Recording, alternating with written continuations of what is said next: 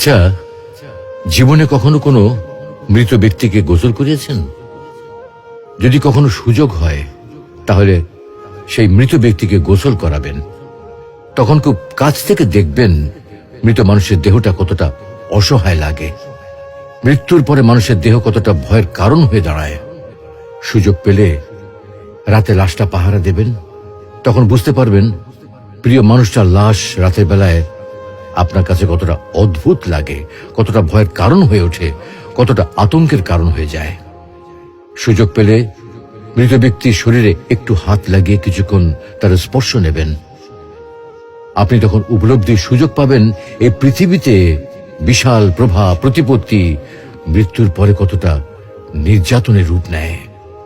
সুযোগ পেলে আপনজনদের লাশ কবরে নামাবেন খুব আগ্রহ নিয়ে। শেষবারের মতো মৃতদেহের মুখটি একবার দেখার চেষ্টা করবেন এবং বারবার উপলব্ধি করার চেষ্টা করবেন এই মৃতদের সাথে অনন্তকালের যাত্রার পথে এটাই আপনার জীবনের শেষ দেখা।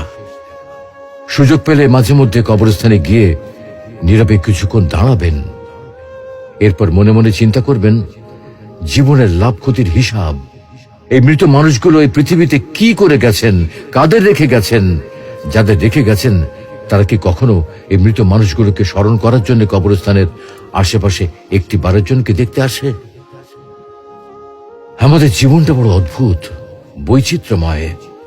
আমরা এর জন্য ওর জন্য, ধন সম্পদের জন্য, ঐশ্বর্যের জন্য, বাড়ি গাড়ি টাকা পয়সার জন্য কত না মায়া দেখাই, আগ্রহ দেখাই, আরো চাই আমাদের। অথচ এই জীবনে আমরা মৃত্যুর কথা না ভেবে, পরকালের জবাবদিহির কথা না ভেবে কিভাবে আরো সম্পদ অর্জন করতে পারি সেই চিন্তায় বিভোর থাকি। হায় রে জীবন, এখনো সময় আছে, ফিরে আসুন মহান রবের দিকে।